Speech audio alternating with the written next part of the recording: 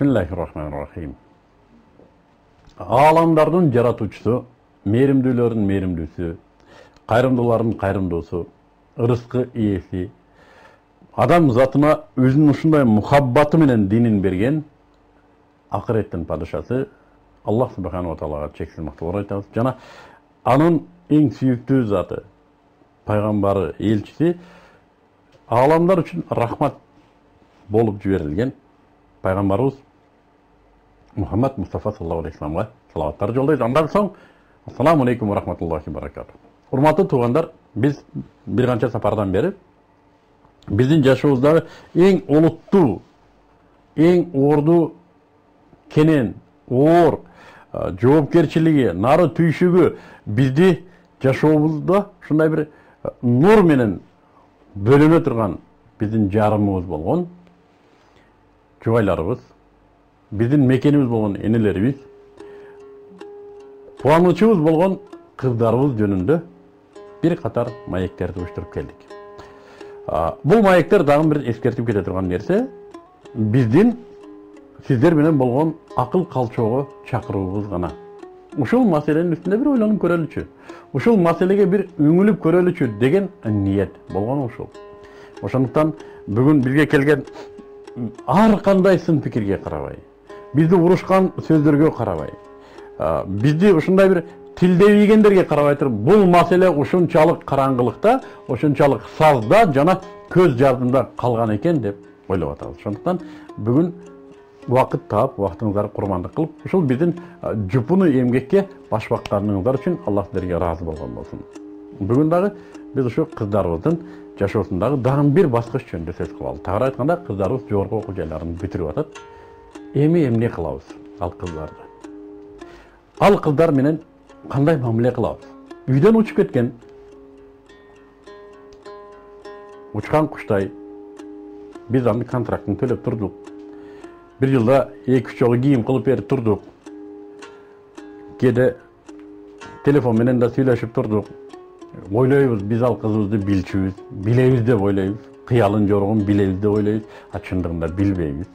Кээ бир энелердин сөзү бар, кызды тууйт экенсиң, кыялын кошо туубайт экенсиң деп. Албетте кыял кошулуп туулбайт. Кыял бул мындай айтканда калыптана турган мүнөз, сыпат. Ошондуктан биз кызыбыздын кыялын, мүнөзүн калыптоого кайдыгер мамиледе болдук. Кызыбыз учуп кетти уядан, биз аны билбейбиз. Окуусун бүтөйүн деп калды. Эмне кылабыз? Бир атыне жооп жок. Эмне кылабыз? Эрге беребиз.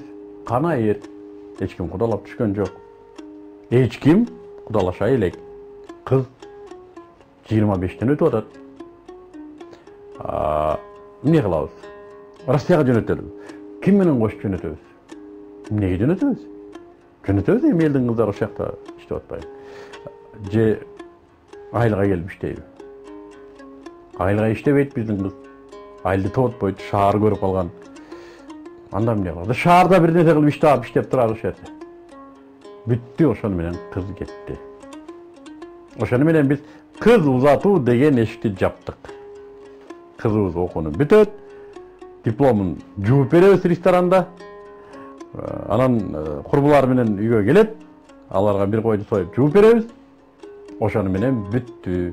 Кызыбыз эртеси кайра чемоданды көтөрөт. Мен кеттим, чау. Каяка? Ишке, Бишкекке. Демек, бул бизге чоң проблема туугандар. Кызыбыз өзү мектептен чыгып-чыкпай турмушка чыгып кетиш керек эле. Эмнеге десе, жанагы жакшы кызды көпкө созбойт. Жакшы кызды көпкө созбойт. Ээси дароо келет. Мен дайым айтам ушуну. Ак мөөрдүн даңкы жетпесе, жантай салпактап соң көлгө бармакпы. Мына ушундай.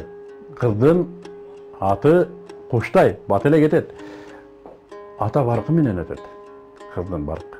Кыздын өтүмү атанын баркы менен. Демек, атасы жакшы тарбия бергенин билсе, энеси жакшы ушу көздөгөнүн билсе, ал кызды бат эле алып кетет, мектепти бүтүрөбөр менен алып кетет. Ишенип коюңдар, бар мындай бизде.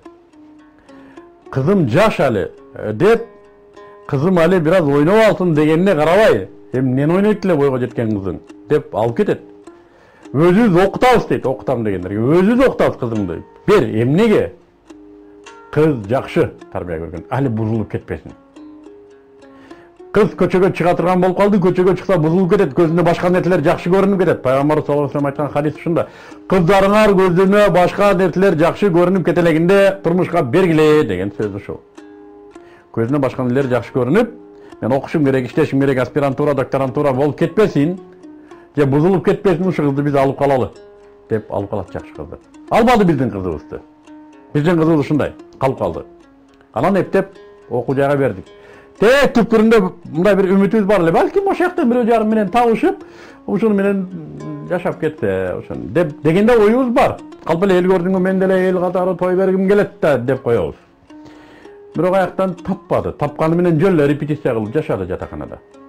Алданып калды кызыбыз. Аны эч ким деле байкаган жок да, эч ким кой деген жок. Аны жатаканасына ким кошуп кирип атты? Кайсы ата-эне аны жатаканасын көздөп атты? Кызыбыз алданып калды. Бирөө менен 4 жыл жашады. Жөн эле ойношу болуп жашады, кийимин жууп, тамагын бышырып, анысы башка бирөөгө үйлөнөм деп кетип калды. Анан кызыбыз окууну бүтүп атат. Эмне кылабыз? Ким алат эми биз кызыбызды?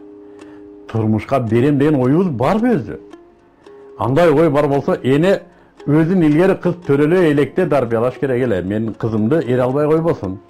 Менин кызым кара далы болуп калбасын деп эбак өзүн даярдаш керек эле. Эмнеге? Энесин көрүп кызын ал дейт. Ошо энени да карайт. Энени карайт өзгөчө. Атанын баркы менен өтө турган болсо, бирок кызды энени карап туруп алышат. Мына ушул эне өзүн тарбиялаш керек болчу. Эми артта калдык, эмне кылабыз? Бул чоң проблема. Муну ойлонойлу, кызды кантип жайлайбыз, туугандар? Жайлабасак эмне болуп тур? Эмнеге биз жайлашыбыз керек дейт? Бизде демократия, тим өзүнүн укугу бар, өзү билгенин кылсын.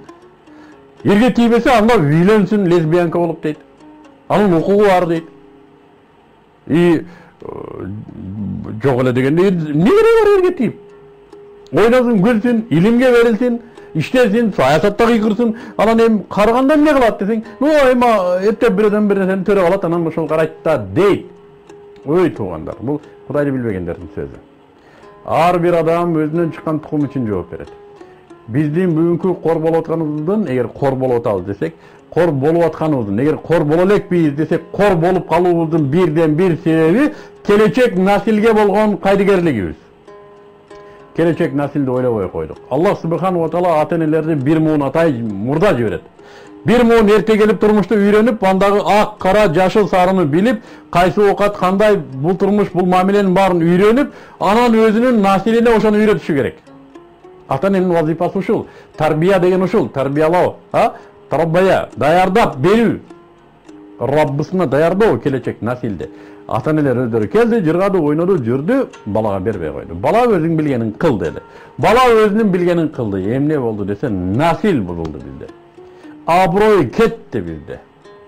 Бүгүн кечиресиңер, кыргыздын эгер аброюн мындай четке чыгып карай турган болсок, эгер ошол абройдо мындай бир тырыктар бар болсо, мына ошол тырыктар биздин кыздарыбыз үчүн болуп атат. Өзү биз акыркы учурда мен саясий өңүттөн да айтам, жана консерва банкка окшоп биз Кыргызстандын ичинде эле жашап атабыз да. Анда да болгондо парламентке кирип алганбыз болду. Бүт бардыгыбыз парламентте жашайбыз. Кыргызстан чет мамлекетке, чет элге кандайбыз? Биздин саясий ордубуз кандай, дараметибиз кандай? Ээлеген сөзүбүз барбы? Мына ошонун баардыгын ойлоно турган болсок, биздин абийибизде чоң проблема бар. Ал каяктан келди десе, ошо биздин кыздарыбыздан. Ага ким күнөөлөсө, биз күнөөлүү. Демек маселе эмнеде? Бүгүн бүтүрүүчү кыздарыбызды кантип дагы турмушка орноштурабыз? Мына ушуну ойлонойлу. Ушуну биз ойлонойлу туугандар. Ал кыз бизге берилген аманат эле. Байкуш бизге ишенди да ата-эне депчи. Биз кылышыбыз керек эле ошону. Кылбай койдук. Эми ал байкушты эмне кылабыз? Кара дал бойдон жүрө береби? Иштеп кул болуп жүрө береби? Бирөөгө ушундай бир төшөк болуп берип жүрө береби? Карайлык. Ой кыздар окуп аткан туугандар. Карайлык бул маселени. Ал кыздын бактысыз болуп калса, биз ата-энелер биринчи кезекте жоопкербиз буга.